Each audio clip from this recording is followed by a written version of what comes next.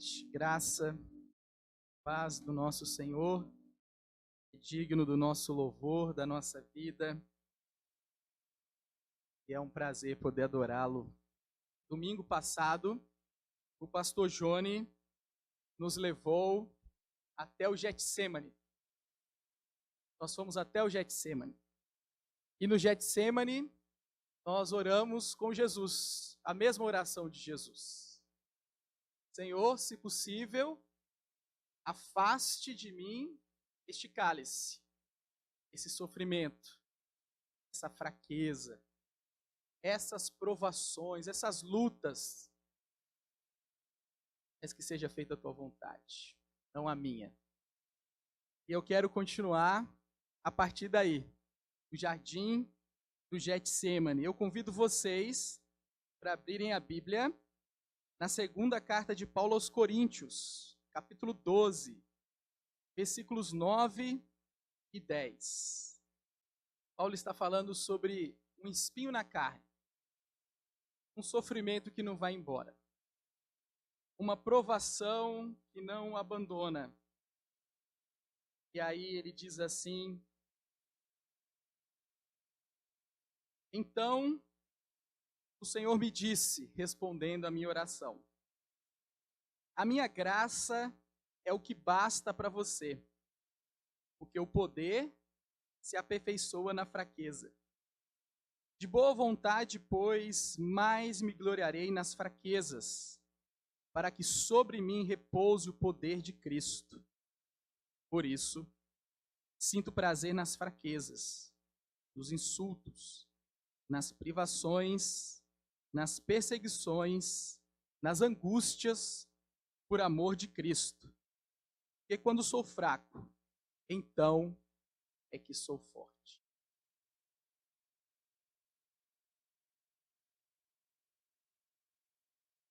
Quero começar com uma pergunta difícil. Normalmente a gente prepara vocês, né, para começar com a pergunta difícil. Mas eu falei que a gente está começando lá do Getsemane.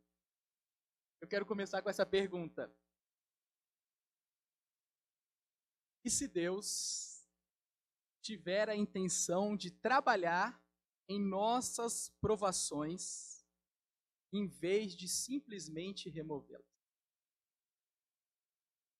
Repetir. Se Deus tiver a intenção de trabalhar em nossas provações, em vez de simplesmente removê-las. Por favor, passa o slide, Alice. Não sei se vocês conhecem esse homem. Charles Spurgeon, um grande pregador. Ele é conhecido como o príncipe dos pregadores. Até hoje nós ouvimos os sermões dele, não na voz dele, mas nós ouvimos os sermões. Até hoje os sermões que ele pregou são repetidos, é citado com muita frequência. Ele foi um pregador que Deus usou muito. Começou muito cedo, morreu muito novo, muito jovem. Mas poucos sabem que esse homem, ao longo da vida dele, sofreu muito. Uma artrite gotosa, aquela doença inflamatória crônica, progressiva que afeta as articulações. Ele lutou com uma dor terrível. E outros problemas de saúde. Problema de saúde mental. Ele lidou com depressão grave. Também, ele cuidou por um bom tempo de uma esposa doente. Um grande pregador. Um homem de Deus. Hoje nós lembramos muito do Billy Graham. Mas antes do Billy Graham, nós lembrávamos, era do Spurgeon. Um homem por meio do qual muitos conheceram o Evangelho de Jesus Cristo. Olha o que Charles Spurgeon diz num dos seus sermões. As provações nos ensinam o que somos. Elas cavam o solo e nos deixam ver do que somos feitos. E qual seria a nossa resposta às provações? aprender a beijar a onda que nos lança contra a rocha seca. Era um poeta também, né? O que Charles Spurgeon está dizendo para nós é: em vez de fugir de Deus em nossas provações, precisamos ver as nossas provações como nos levando a Deus, a rocha seca, Senhor. Quero mostrar mais uma imagem, mais uma foto. Olha que família bonita. Esse é Dave Furman, com a sua família. Esposa Glória e seus 4 filhos. Ele é pastor, fundador da Igreja do Redentor. Claro que não tem esse nome, igreja, né? Em inglês é Redeemer Church, em Dubai, nos Emirados Árabes, onde ele reside com a sua família desde 2007. Ele ficou muito famoso nos últimos anos por causa do sofrimento dele. Um pouco antes dele ir para Dubai, ele estava no seminário, numa aula, e ele começou a sentir uma dor muito forte em 2 dedos. E essa dor foi subindo, subindo. Era uma queimação que não passava. Em muito pouco tempo, a dor que ele sentia não era mais só nos dedos, mas no braço todo, e chegava até o cotovelo. E era nos 2 braços. É uma dor tão forte, tão insuportável, que tarefas simples ele não consegue fazer. Por exemplo, ele não consegue dirigir o carro, ele não consegue se esticar e colocar uma camiseta, ele não consegue amarrar o sapato, sem uma dor muito forte, insuportável. Ele precisa de ajuda para atividades simples do cotidiano, básicas. Atividades mais corriqueiras. Só que pela foto você está imaginando aí o que acontece, né? Com uma pessoa assim, um homem jovem, uma família grande, né? Imagina o sofrimento dele, o sofrimento da sua esposa Glória. Ele lamenta várias coisas. Ele lamenta que essa dor forte, crônica, não o abandona nunca. Os remédios não eliminam a dor dele, só mitigam essa dor. Ele já fez vários procedimentos, nada resolve. Nada resolve. São quase 2 décadas com essas dores intensas. Ele não consegue jogar bola com os filhos, imagina. Tristeza. Um pai não conseguir jogar bola com seus filhos.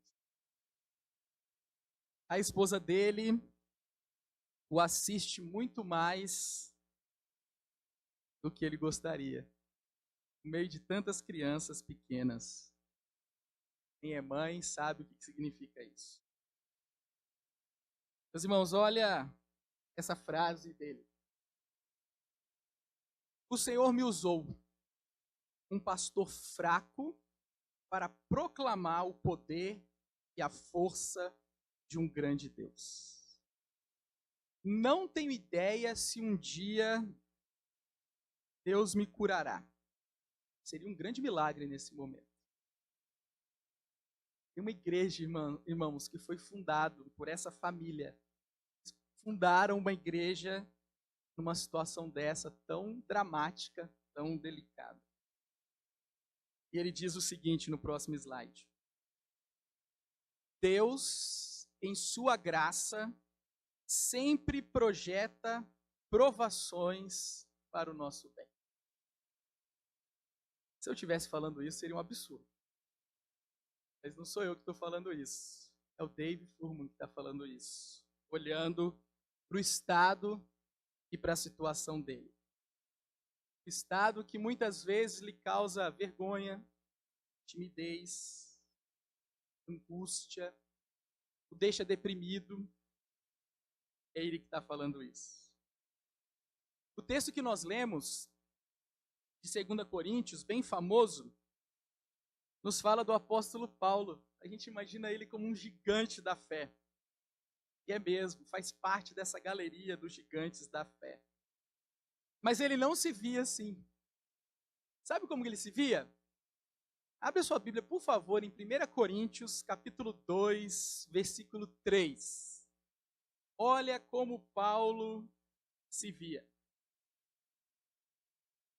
Ele se via dessa forma. E foi em fraqueza, temor e grande tremor que eu estive entre vocês, entre os coríntios. Na primeira vez que ele esteve com essa igreja em Corinto, foi assim que ele se sentiu. Esse era o estado dele. Fraqueza, então, situação difícil, dores, temor, tremor, muito medo. Ele não aguentava mais perseguição. E era perseguição brava mesmo, irmãos. Perseguição brava, de ser apedrejado. A ponto das pessoas considerarem ele como estando morto. Perseguição atrás de perseguição. Pressão, imagina? Todo mundo te ameaçando o tempo todo. Anos e anos assim. Essa é a história que nos conta Atos, capítulo 18, versículos 9 a 11. Quando Paulo chega em Corinto, um lugar que não havia sido evangelizado, um lugar importante, uma cidade importantíssima, onde as embarcações faziam uma parada ali, estratégica e importante, para passar por um canal e cortar caminho. Era uma cidade onde tinham muitos transeuntes, viajantes, peregrinos, um lugar estratégico, uma cidade muito grande. Olha como que é o começo do ministério de Paulo e sua equipe ali em Corinto. Certa noite, Paulo teve uma visão em que o Senhor lhe disse: não tenha medo. Então, Paulo estava morrendo de medo nessa cidade. Já sentiu muito medo? Já se sentiu tanto medo até você ficar perturbado com isso? Até o seu corpo reagir a essa emoção horrorosa que a gente não gosta? A situação é tão grave que Deus aparece para Paulo e fala para ele: Paulo, não tenha medo.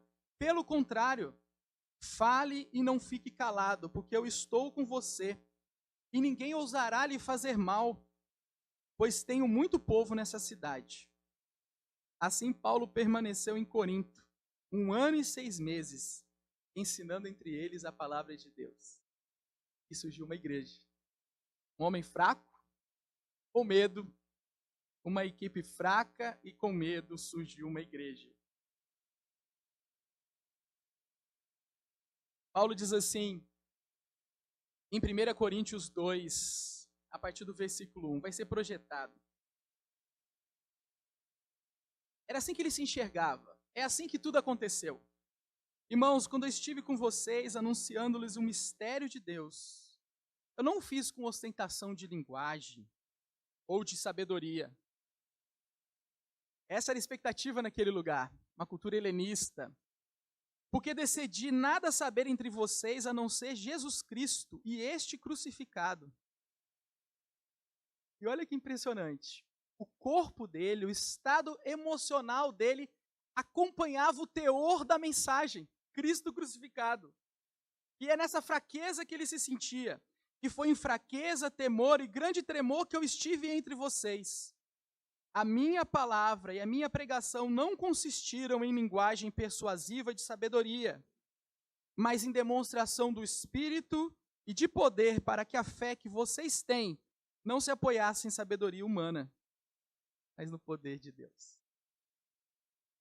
Um homem fraco, com medo, mas que sabe que o que importa é a palavra de Deus, o Evangelho é poderoso para fazer o que precisa ser feito. Transformar os nossos corações, transformar a nossa vida.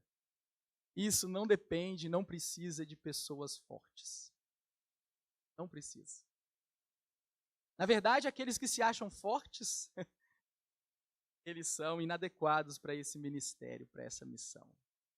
Aqueles que se acham fortes e poderosos, eles são inadequados para a vida cristã. Percebam, irmãos, e as provações pelas quais Paulo passou, bem como as suas fraquezas, não impediram o avanço do evangelho. Ao contrário, foi o contrário disso que aconteceu. As fraquezas de Paulo e da equipe tornaram o evangelho ainda mais vibrante. Não tinha beleza em Paulo e na sua equipe. Não tinha força. Não tinha nada que atraísse em Paulo e na sua equipe, a não ser o evangelho de Jesus Cristo. Isso evidenciava o poder de Deus. Sabe o que significa? E as fraquezas que você tem, você sente. Os seus espinhos na carne, as suas provações que não vão embora, que não passam, parece que não vai acabar nunca. As fraquezas não têm a palavra final na sua vida e nem na minha vida. Elas não têm a palavra final. Elas nos ameaçam. Elas nos amedrontam, nos deixam inseguros, mas elas não têm a palavra final. As provações e as fraquezas, o que elas fazem é revelar a nossa verdadeira natureza. Os pó. Ao pó voltaremos. Somos frágeis, mais do que gostamos de admitir. Somos mais quebráveis do que gostaríamos de ser. Somos mais efêmeros do que gostaríamos. Somos mais inconstantes do que desejávamos. Para ser honesto, somos mais medrosos do que admitimos, até mesmo para a pessoa ao nosso lado, caminha conosco dia a dia. Mas a fraqueza, meus irmãos, a fraqueza não é ela que deve definir a nossa identidade. Você não é a sua fraqueza. Não é a sua fraqueza que define quem você é, a sua luta. Aquilo que se quebrou na sua vida. Aquilo que partiu, aquilo que você perdeu, aquilo que você não tem mais. Pode ser de várias naturezas diferentes. Não é isso que define a sua identidade. A fraqueza quer fazer isso com a gente. O diabo quer usar isso. E até as pessoas fazem isso conosco. Elas tentam fazer isso com a gente, nos rotular. Você é isso, é aquilo. Às vezes as palavras que a gente ouve são duras demais. As pessoas às vezes se aproveitam das nossas fraquezas, das nossas provações. Pode ser que você passou por humilhações por causa da sua fraqueza e das suas provações. Vergonha. Mas, meus irmãos, elas não te definem. Pelo contrário, nas mãos de Deus, as nossas provações e as nossas fraquezas revelam o quanto nós precisamos do Evangelho. É isso que elas ressaltam. Nós precisamos do Evangelho. Nós precisamos de Cristo. Elas apontam para isso. Elas não apontam que o Evangelho não é suficiente, que Deus não nos ama, que Deus se esqueceu de nós, mas elas apontam, veja, Pedro, você precisa do Evangelho. Você está perdido sem o Evangelho.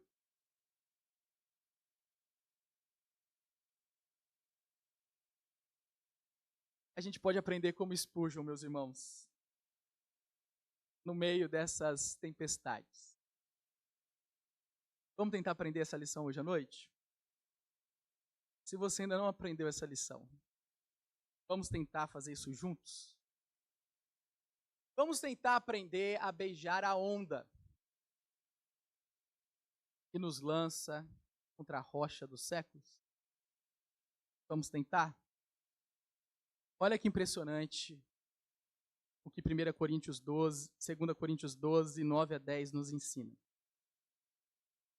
Primeiro nos ensina que o amor de Deus por você é inabalável. Não é isso que está em disputa. no sofrimento. Não é o quanto Deus te ama. Se você pensa isso, é equivocado. Porque o amor de Deus por você, ele é firme e constante. É uma aliança eterna, que não se quebra. Lembra que nós lemos no começo do culto? No início da liturgia, nós abrimos com um versículo maravilhoso de Malaquias. Capítulo 1, versículo 2. Deus diz assim para o seu povo: eu sempre os amei. É isso que Deus diz para vocês. Eu sempre os amei. O amor de Deus não está em jogo. E lembrem, Jesus também teve uma oração não atendida. Foi isso que nós vimos domingo passado. Teve uma oração de Jesus, um pedido de Jesus que não foi atendido. O amor de Deus estava em disputa? Jesus já tinha deixado claro: esse é o meu filho amado, em quem eu tenho prazer.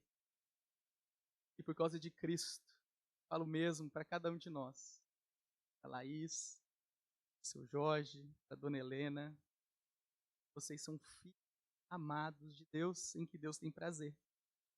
Não é porque alguma oração que você faz não é atendida que isso está em xeque. Pelo contrário.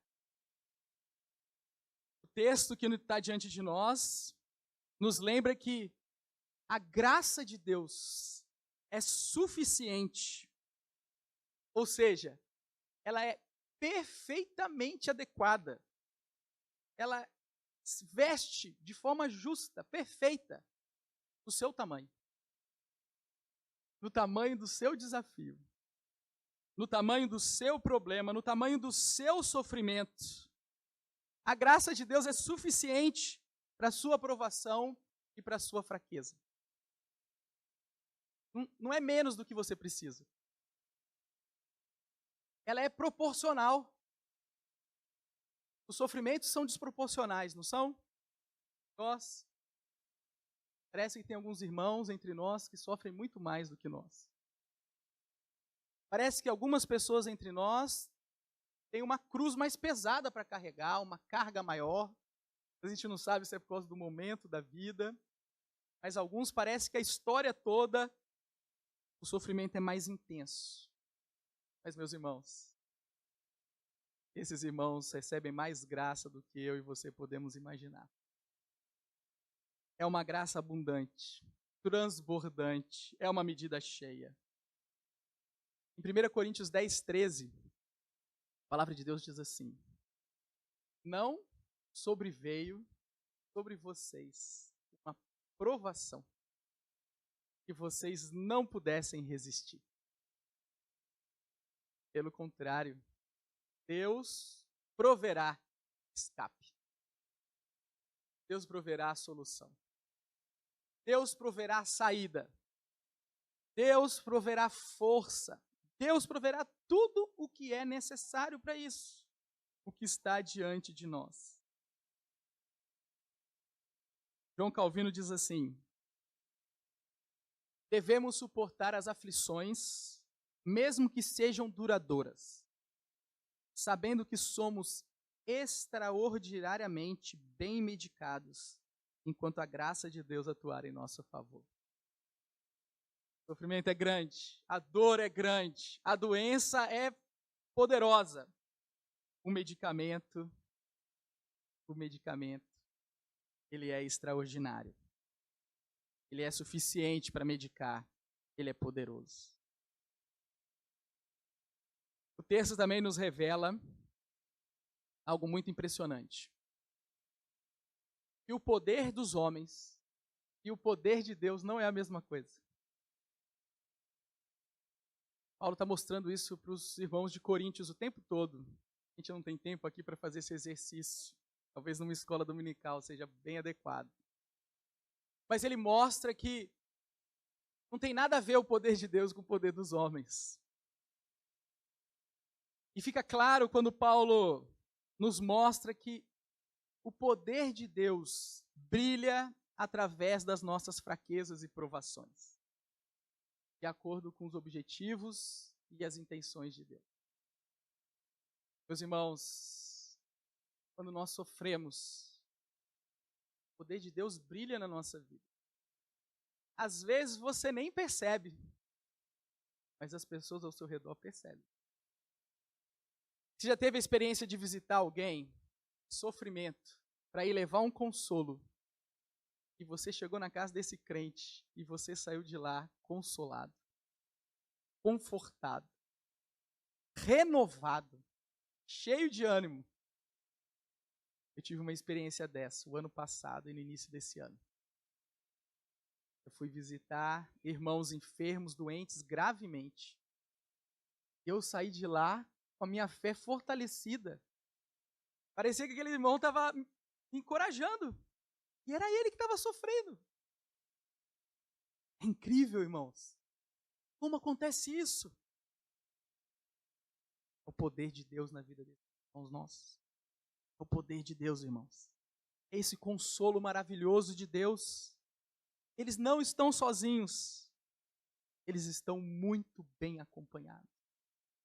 O seu João, exatamente agora, está muito bem acompanhado. Muito bem acompanhado. Paulo nos lembra também que o sofrimento é didático. A gente não deve abrir mão do sofrimento. A gente não deve desistir, fugir dele. Não para provar alguma coisa para as outras pessoas ou para nós mesmos. Não é essa a mensagem do Evangelho, essa mensagem é humanista. A mensagem do Evangelho é que o sofrimento é didático porque ele nos ensina diversas coisas nas mãos de Deus. Não o sofrimento em si, mas nas mãos de Deus. Ele nos ensina lições preciosas que a gente não aprenderia. Ele combate a soberba, a arrogância. Quantas vezes eu e você já nos portamos diante de outra pessoa tentando mostrar vantagem? Que nós somos melhor, que fizemos algo melhor, que conquistamos algo melhor, que somos mais bem-sucedidos, que somos maior que o outro. Quantas vezes nós fizemos isso? Só que quando a gente enfrenta o sofrimento e a dor profunda, a gente se enxerga como o outro. E aí, meus irmãos, aí não tem mais diferença de carreira, não tem diferença de dinheiro em conta bancária, não tem diferença da história construída, não tem diferença dos grandes feitos, não tem diferença de nada, nós percebemos que somos muito parecidos. O sofrimento faz isso, ele arranca a soberba, a vaidade, o orgulho e mostra como que muitas vezes nós somos tão bobinhos. O sofrimento, meus irmãos, faz a gente perceber a coisa mais óbvia dessa vida. Desde que nós nascemos até a nossa morte, nós somos dependentes de Deus. Uma criancinha, um bebezinho. Sexta-feira no hospital, fazendo uma visita com o Luan, a gente entrou na UTI neonatal. Tem uma cena que a gente nunca mais vai esquecer, né, Luan? Tem um bebezinho lá, ele nasceu de forma prematura, o Ravi, chama Ravi. E a mãe Débora visita, ela tem que ficar em pé, e fica naquela, como que chama? Naquela incubadora. E, meus irmãos, é só a mão dela que entra lá dentro. Só que a cena é impressionante, porque ela põe a mão lá dentro, aí o bebê segura a mão dela, aí ele vira assim de lado, ele não tem 9 meses ainda, ele vira de lado, aí a outra mãozinha ele põe em cima dela assim, ó, e fica mexendo. É uma cena impressionante. Ele não está vendo ela, os olhos estão tampados, que ele está recebendo banho de luz. Ela não pode ficar 24 horas ali com ele. Ele sabe que é a mãe. Ele conhece ela intimamente. E ele sabe que ele depende dela. Essa é uma metáfora, irmãos, poderosa para a nossa vida. Nós dependemos de Deus como esse bebezinho. Às vezes a gente se acha alguma coisa, mas nós somos frágeis. Nós precisamos desse cuidado de Deus e Deus está fazendo isso. Como a Débora frequentemente está lá falando com ele. E a Débora sorrindo, irmãos. Sorrindo lá com ele. Uma mulher alegre. O 6º filho dela. para que a nossa alegria não se baseie na natureza das circunstâncias. Ser alegre quando tudo vai bem é fácil. Ser alegre numa festa, com a ajuda de alguma substância, é muito fácil. Agora, viver grato, satisfeito, com contentamento, meus irmãos, isso é o poder de Deus. Isso é o poder de Deus. E o que nós vemos nesse mundo com cada vez mais recursos, são pessoas cada vez mais infelizes. Deus está nos ensinando. Quando você fica doente, tudo que você quer é que essa doença passe. Você voltar a respirar bem, não é? Você poder falar sem dor na garganta. Aquele dedo, na hora que você colocar seu sapato, não apertar mais. Para você poder voltar a se exercitar. Para você poder virar o pescoço sem dor. Não é?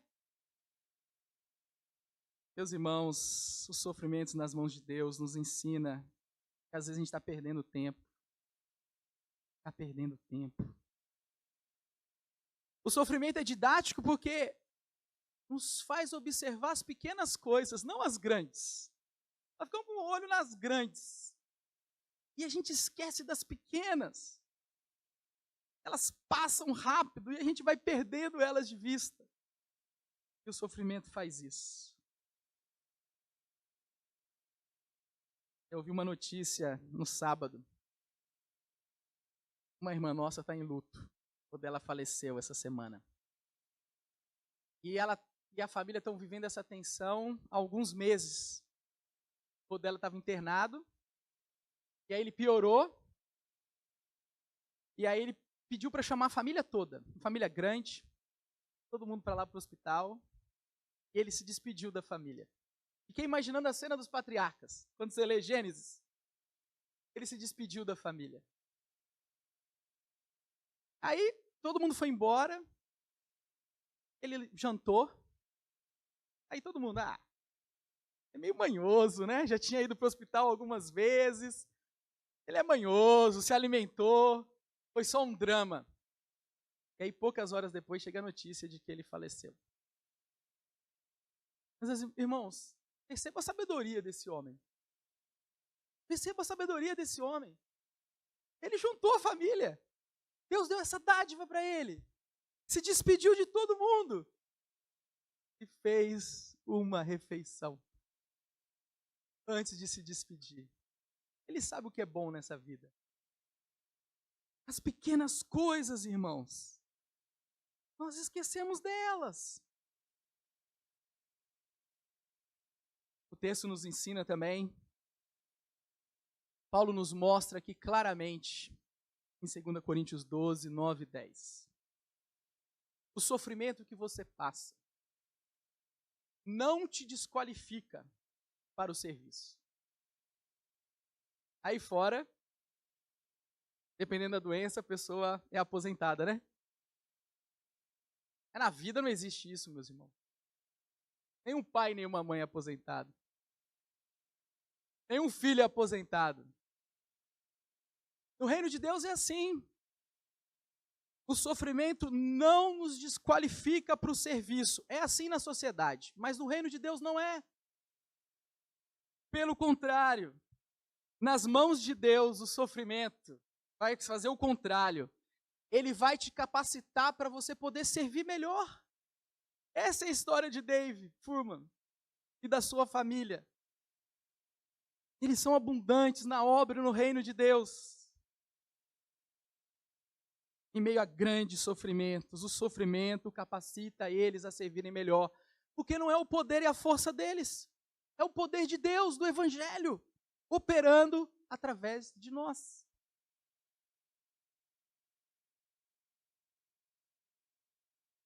Paulo também nos lembra que nós devemos estar preparados. Nós precisamos estar preparados. Isso é sabedoria. É por isso que na casa em luto há mais sabedoria do que numa casa em festa. Não podemos fugir dessa realidade. Nós devemos estar preparados para enfrentar algum sofrimento por amor a Cristo. Não é possível, irmãos. Nós vamos passar essa vida toda sem sofrer por amor a Cristo. Não é possível, irmãos, que nós não temos condição de fazer algum sacrifício, alguma abnegação por amor a Cristo. Não é possível que nós vamos exigir sermos servidos o tempo todo e não servir por amor a Cristo. Não é possível que isso pode acontecer com um cristão, com alguém que ama a Deus.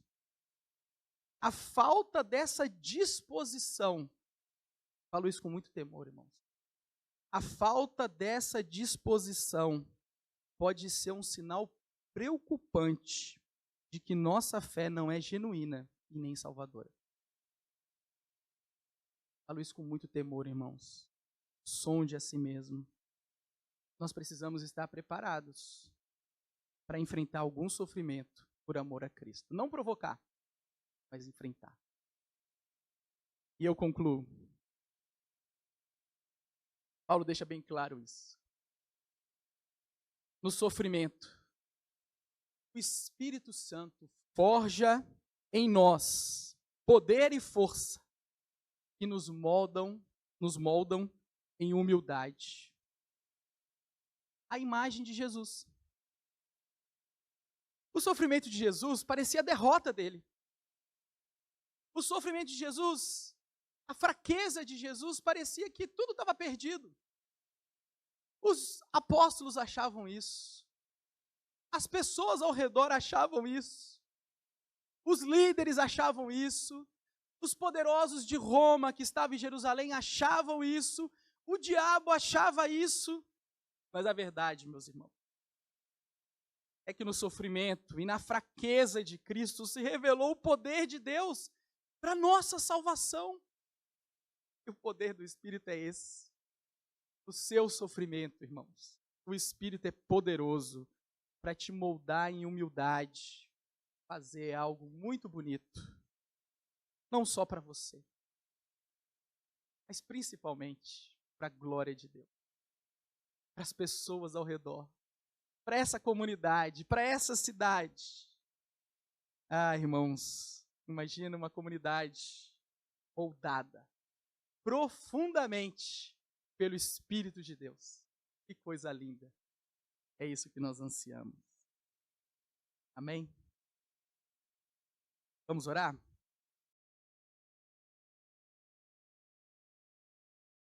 Meus queridos irmãos, por essa razão, eu me ponho de joelho diante do Pai. Em toda a família, nos céus e na terra recebe o nome. Peço a Deus que, segundo a riqueza da sua glória, conceda a cada um de vocês que sejam fortalecidos com o poder, mediante o seu Espírito, no íntimo de cada um. E assim, pela fé, que Cristo habite no coração de vocês, estando vocês arraigados e alicerçados em amor. Isso, meus irmãos, para que com todos os santos vocês possam compreender qual é a largura, o comprimento, a altura e a profundidade e conhecer o amor de Cristo, que excede todo entendimento, para que vocês fiquem cheios de toda a plenitude de Deus. Ora, aquele que é poderoso para fazer infinitamente mais do que tudo que pedimos ou pensamos, conforme o seu poder que opera em nós, a ele seja a glória, na IPV, em Cristo Jesus, por todas as gerações, para todos sempre. Amém.